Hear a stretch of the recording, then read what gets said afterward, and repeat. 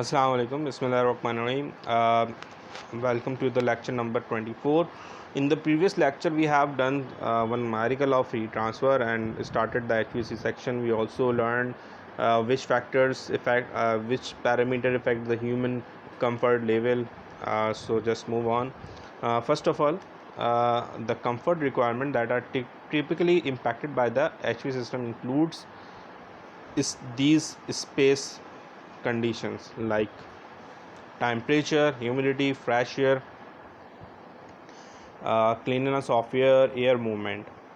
Some other factors included in the scope of HVAC like noise level, lighting, furniture, and workspaces, but they are optionally parameters. The major portion of parameters covered by the HVAC systems is these are temperature, humidity, fresh air, and cleanliness of air and air movement. So what should be the value of this parameter? We will discuss in later slides. One, you already known with the temperature, fresh air, cleanliness of air movement. But what about the humidity? If we define the humidity, it is basically air in the atmosphere. It is basically the presence of water, the presence of moisture or water in the air.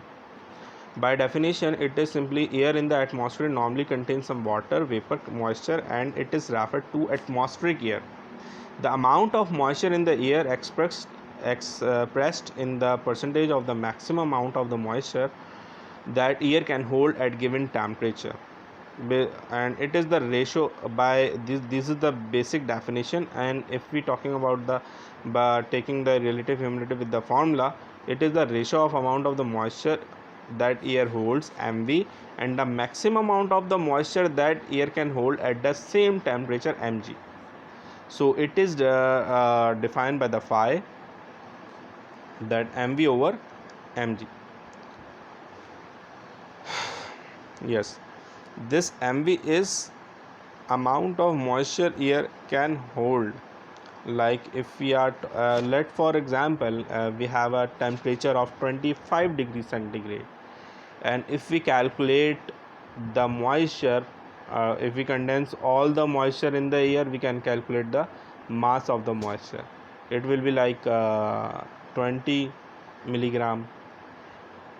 But at the same time, that 25 degrees centigrade can have as much as water, like 50 milligram. So if we divide 20 by 50, we get the relative humidity factor.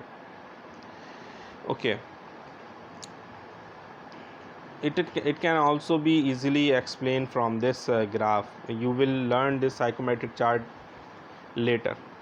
We have two kind of humidity. One humidity that tell us by your simple formula mv over mg, and another humidity is in the percentage form, like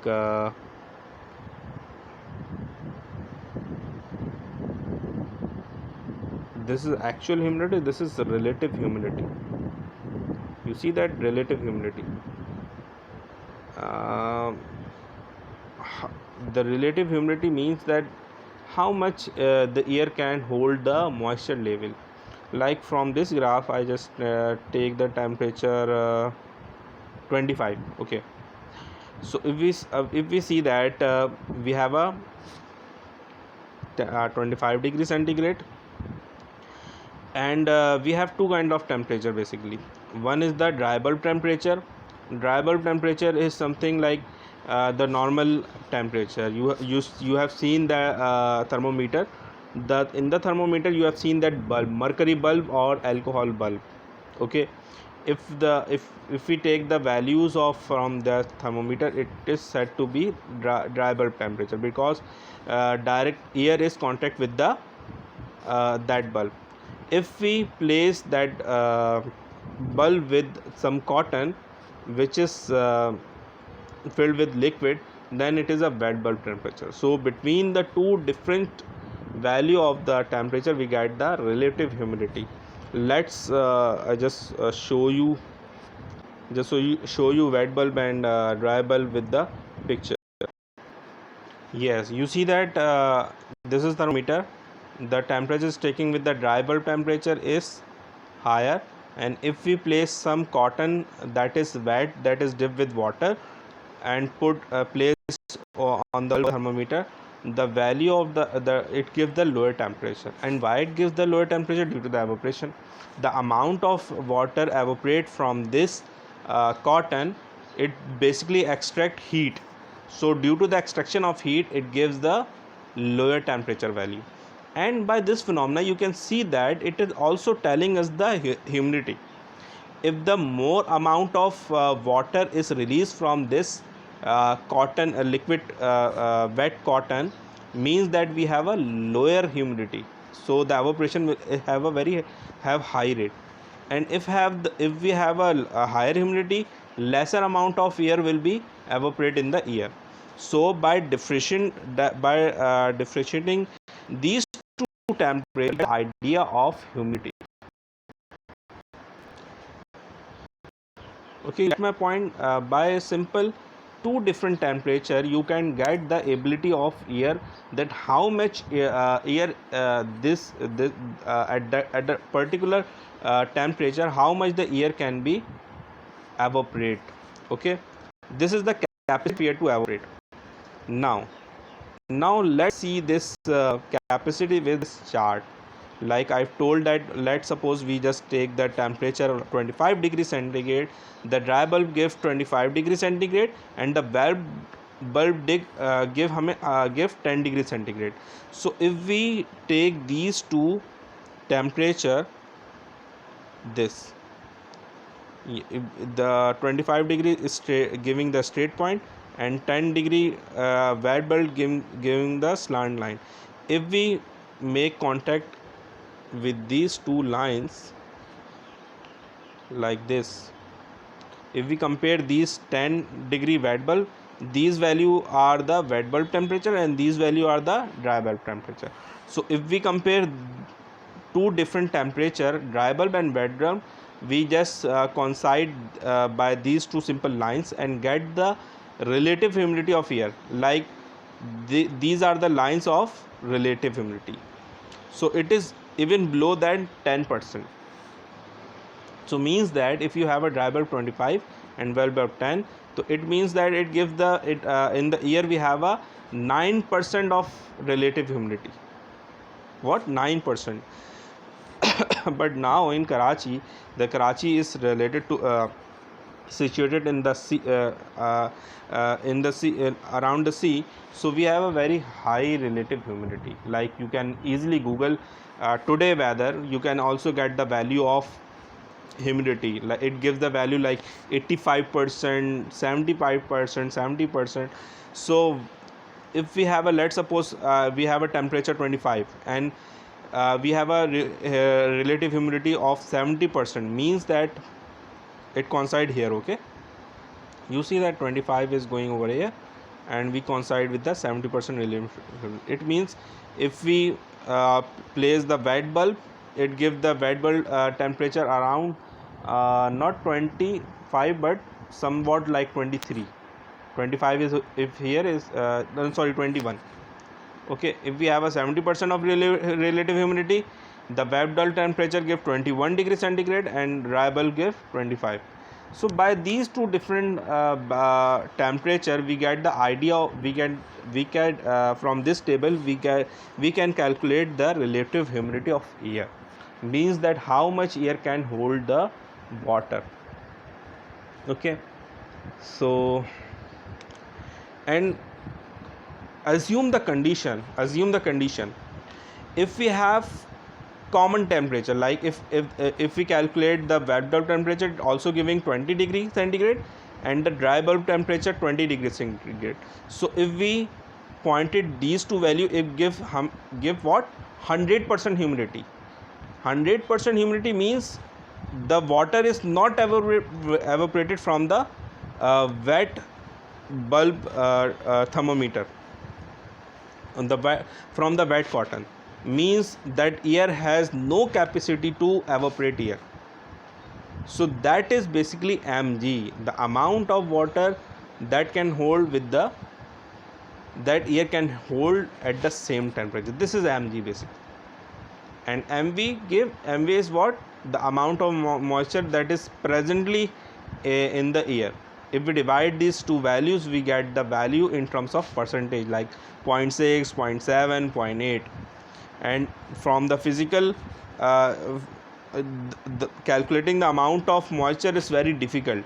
We get this relative humidity value from wet bulb temperature and dry bulb temperature, as shown from this psychometric chart.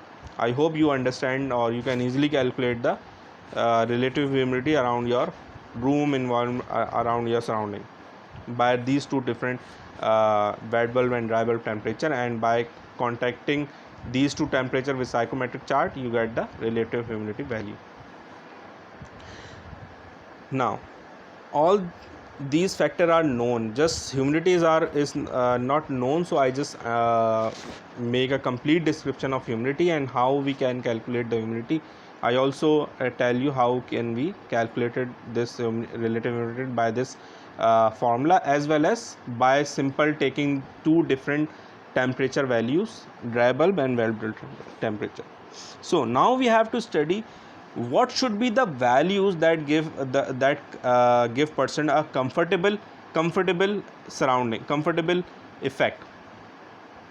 If we talk about the temperature, it has been observed that most normally clothed people resting or doing light work feel comfortable in the range of 23 degrees centigrade to 27 degrees centigrade.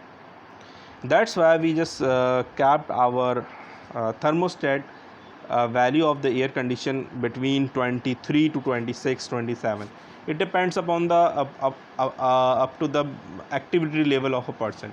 If the activity level of a person is higher, we should cap the temperature at lower end. But if the activity of person is lower, like resting or sleeping, we can set the temperature up to 25 and 26. And it also depends upon the region of the person. Like if the person are mostly living in the colder region, so when they come to Pakistan or any hotter region, they become they feel very uncomfortable, and the temperature they should sustain near 23 degrees centigrade. So it also depends upon the regional point of the person, but it between the 22 to 27. That now about the humidity, the desirable level of a relative humidity is broad range, 30 to 70%, with the 50% being most desirable level.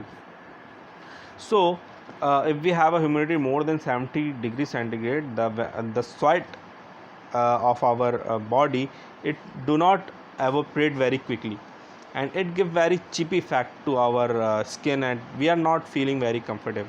But if we have a drier weather, like lesser relative humidity to 30 degrees centigrade, it not only evaporate the our sweat, but also evaporate our moisture surrounding moisture in the skin. That's why our skin becomes rooted or scratched. So we have to apply some cream in winter. In winter, you can see that we have a very dry weather, and due to the dry weather, like in Pakistan, in the Quetta, we have a most dry weather in the Quetta, in Balochistan. So on that area, the people have to put creams, etc., to moisturize their skin, because if we have a lesser humidity than 30 to 40, air also extract moisture from our body, and it give very bad effect to our skin.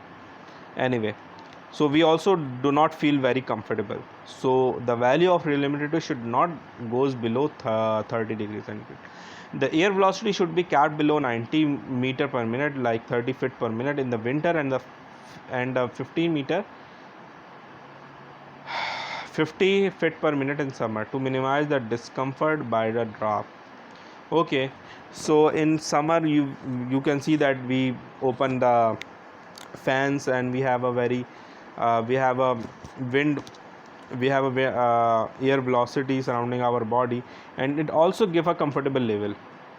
In the summer, we just come to our room, and if we do not on the fan, we do not feel very comfortable. Even the temperature of our room is like 30 or 29, but if we open the fan, the flow of air gives us a comfortable level. So by the research, it is in the summer, of course, have a high value, and also tell us the due to this velocity. So this is the comfortable level, and if we have a very high velocity of air, due to the high velocity of air, you also already learned the convection heat transfer, and higher heat transfer. If we have a high velocity of air, we have a high heat transfer coefficient value of H, and due to that, more amount of heat transfer take place from our body. So the normal range of the velocity should be 50 feet per minute. Even that our room temperature is around 27 or 28, and if we have an ambient amount of flow of air that is flowing surrounding our body, means the higher will be the heat transfer rate. That why we feel a comfortable level, due to which our body is radiating heat, and if we have a high velocity of air, more heat will be radiate from our body, and it gives comfortable level. That's why in the summer we usually open the fans to get a comfortable level. And this is the psychometric chart. We already learned some of the points of the psychometric chart in the relative humidity portion. Like in horizontal axis, we have a dryable temperature range. In this slant lines, we have a wet bulb temperature scale, and if we coincide these two different lines, blue lines and green lines, we get the value of relative humidity of air surrounding us. Later we will also discuss this relative humidity graph to calculate not only relative humidity but also some other parameter like actual humidity that is written over here. But right now we are not doing numericals, so we just skip to the next slide. Now, air conditioning process. You already learned air conditioning process in thermodynamics. Like we have some basic machinery like compressor, condenser, expansion valve, evaporator, and by connecting these two all the things together, we get the cooling effect. And in HVAC, we will not also talking about the cooling effect, but also the heating effect, because in the winter we want to have a heating effect. Now the air condition of the upcoming air conditioning coming to available in the market have both effect, heating as well as cooling effect. And heating effect can easily be calculated by simple electric heater or gas stove that available in the market anyway. And for the cooling, we have some special device called air conditioner. And also we have a humidifying. If we talking about the Koita, we have a very low humidity, so to maintain ambient humidity, we used to place air cooler, in which the water is sprinkling and the wind is flowing with the sprinkle of water, so it gets the humidity and give a cooling effect as well as the comfortable effect. And dehumidifying is very costly method to absorb air from the air. That can be done by two manner.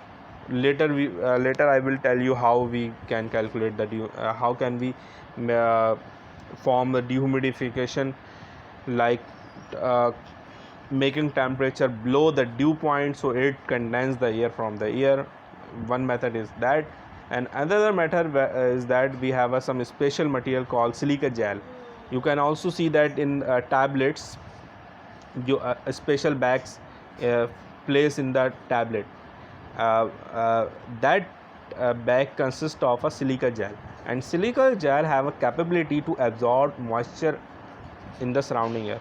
So we have a special machine that consists of that silica gel dome that absorb the humidity and maintain the absorb the moisture in the air and maintain the humidity. We will discuss in a detail in later. Okay. Cleaning, and cleaning of air is can easily made by the filter. Simple. We have a different filters like F6, F4, HEPA, and G4 filters. Many filters come inside. We will also discuss these filter later. Ventilation.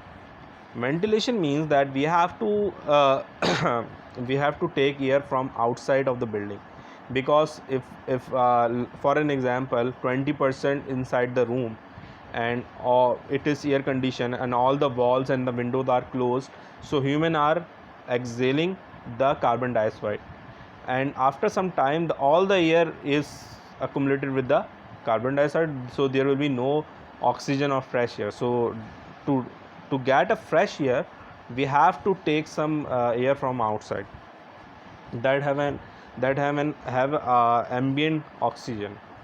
And also you also did numerical in thermodynamics related to the ASHRAE laws, that 30 liter per second is as per ASHRAE some rule that needed to have for every human being some 30 liter per second needed to inhale by the person.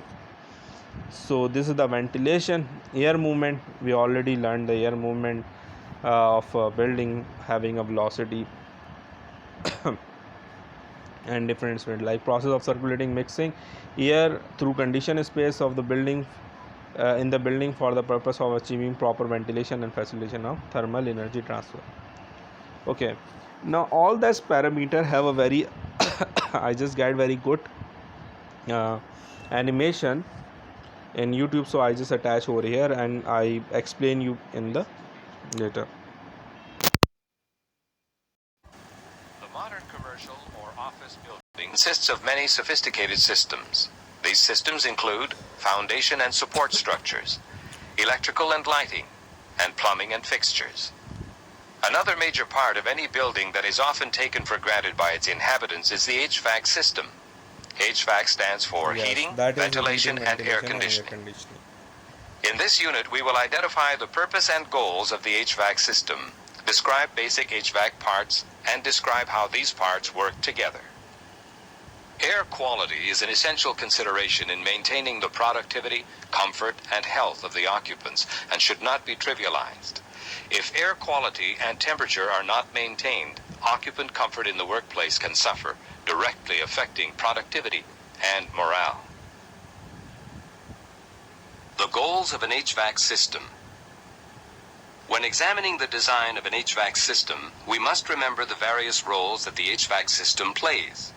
We all know that when we're cold, we turn the thermostat up for more heat, and when we're hot, we turn the thermostat down. So the HVAC system keeps us comfortable by adjusting the room's temperature. But equally important, the HVAC system must keep occupants comfortable by supplying fresh air to a room. If we introduce a significant proportion of fresh exterior. So this is talking about the fresh air. I just share one of the example of a SSGC building. You when you go to the civic center, you see the very built building of SSGC, Swiss Southern Gas Company building. In that building, it is also have a central air conditioning system. And one of our consultant goes to that building, and he found that the fresh air duct is closed, and due to the closeness of fresh air duct, all the occupant have a circulation of air inside. So if the one person have any illness like asthma or some flu, all other people also get affecting of that flu, and also their health is not getting good due to the low oxygen and high carbon dioxide level. Due to the higher carbon dioxide level, person feel very sleepy, very low productivity. So it is also suggested in your rooms where you place your split AC, it doesn't have any portion of fresh air. So if your room totally blocked with the any fresh air option, so you just open some amount of window or something which gives you fresh air. because if you do not do this and if you run continuously, your run split is about 6 to 7 hours, you feel dizziness, you feel sleepiness. So fresh air is very Air and alleviate necessary. carbon dioxide buildup, occupants experience better health and performance gains. Studies have shown a direct link between CO2 levels and short-term sick leave in office workforce. You see that if we have a higher CO2 level, we have a very sick leave problem. That is being done in the SSGC building. The employees of SSGC are getting sick very much. So they investigated and they found that the fresh air duct is closed. However, our concerns regarding the HVAC system and occupant health do not end here. In heavily air-conditioned, energy-efficient environments, recirculated conditioned air can carry contaminants which contribute to respiratory illness. It is the HVAC system's job to remove contaminants and dust from the air using filters at various stages. As important as this consideration, you see that cleanliness of air is done by some different filters. Filters for the dust, filter for the respiratory sickness making portion like influenza, etc. That also filter influenza, etc. is in an average office or commercial building, this feature is critical in facilities that contain clean rooms, medical facilities, or hazardous materials. Finally, with the spiraling cost of fuel, HVAC systems must also be efficient and economical. Energy-efficient HVAC systems might incorporate variable air volume designs, components designed for operation at low pressures, digital control systems, mechanisms for reclaiming heating or cooling benefits from recirculated air, and high-efficiency ECM fan motors. Many price products are designed specifically with energy efficiency in mind. By understanding the importance of occupant comfort, we realize the significance of the HVAC system in a building design. It's responsible for controlling the temperature in the environment, providing fresh air to the occupants, filtering out dust and contaminants, while operating in an energy-efficient and unobtrusive manner. The following section covers the different parts that make up a basic HVAC system. Once we understand the range of components involved, we can better understand the reasons for choosing system components from Price's extensive product line. The parts of an HVAC system.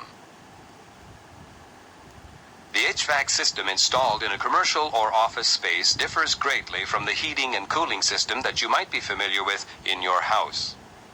In your home, your heating system is set up to deliver warm air during the winter and cool air in the summer. It does this using a furnace or an air conditioner and a common set of ductwork.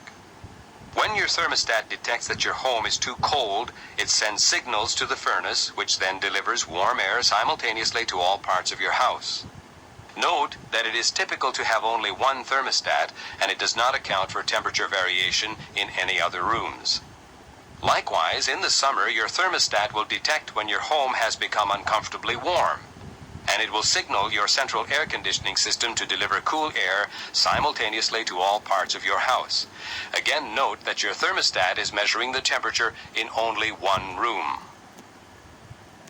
The conditions in an office or commercial space are quite different. Higher concentrations of people and equipment will generate more heat, making air conditioning or recirculation of air more important than providing heat. Although the air handling equipment is centralized, different rooms and regions in the building will have different needs for heating and cooling. These needs are called loads because they place a load or demand on the HVAC system. These loads can come from equipment, people, weather, and many other factors. In the simplest case, we address this by providing a constant supply of cool air, which is then managed by the HVAC distribution system. The chiller or air conditioner utilizes heat exchangers and circulated fluid or gas to cool the air that is passed through it. The air handler is a fan or a blower that moves air throughout the building's ductwork. Axial or centrifugal fan types may be found in the air handler. Air filters. Depending on the requirements of the occupants and the activities in the building, various grades of air filters are used in the system. General purpose air filters will be included in the air handler itself, while more sophisticated filters, such as HEPA filters, may be used in the downstream ductwork. Ductwork. Round, square, and rectangular ductwork provides a pass for the conditioned air from the air handling unit to the environment. A damper consists of one or more blades which can be used to control the amount of airflow through a duct. Manual dampers are used to ensure that different parts of the building receive proportional ventilation based on area and demand. Automated dampers may be installed at firewalls which close in the case of a fire. A terminal unit is a device that uses an automated damper to control the amount of air which is delivered to a room or region. The damper is typically controlled by an electric, pneumatic, or digital actuator, which in turn is regulated by a thermostat. A set of adjacent rooms or regions in a building which have identical heating and air conditioning needs. The basics of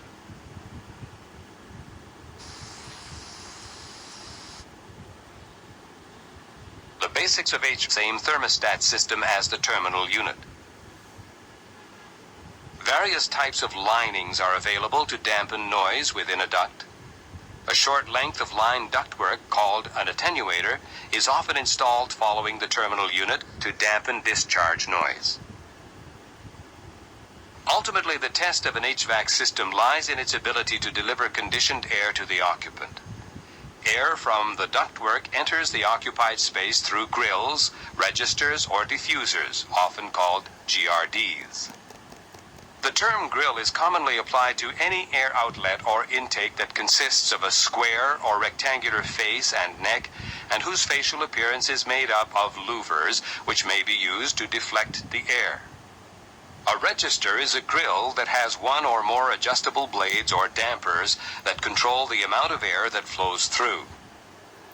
A diffuser is an air outlet which incorporates structures such as vanes, louvers, perforations, and other features for distributing and directing air. The diffuser's job is to direct the airflow throughout the occupied space in the most efficient manner possible. More information on desirable air patterns is provided in the space air diffusion section. We will discuss diffusers in more detail in air outlet selection. Once air enters a space, where does it go? Air circulates through the return inlets and returns to the air handling unit. Unlike an air outlet, a return requires no sophisticated vanes. However, the relative location of the air inlets and outlets can be critical to the efficiency of the system. Upon returning to the air handler, a certain portion of the return air is exhausted and replaced with fresh exterior air. In an average office building or commercial space, approximately 10 to 20%. The preceding information offers a very basic overview of the components that make up an HVAC system. Throughout the remainder of the training module, we will examine many of these components in greater detail. We hope that you've enjoyed this introduction to the basics of HVAC.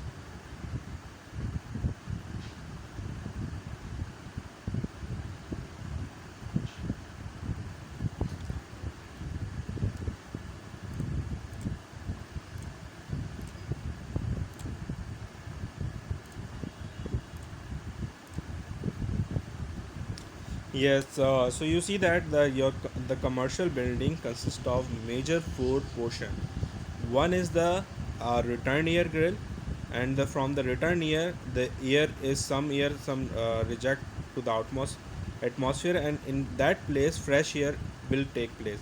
As you know that some amount of air should be taken from the outside to get a fresh air and have an ambient oxygen. After that we have filters that told in this animation, and after that we have a blower that pushes air towards chiller, and chiller is something like your indoor AC, split AC, that chill your cool down your air.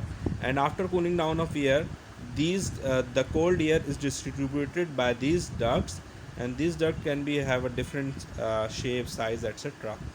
And and transfer to from the diffuser. So however we have a cold air in all direction.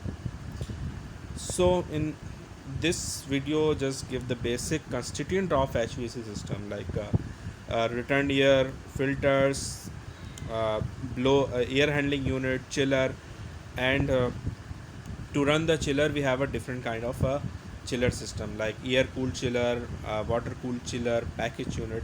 In the next lecture we will discuss about the type of chiller. Till then, Khudafis, I hope this video will be very informational for you, and will give have a better understanding of HVAC system.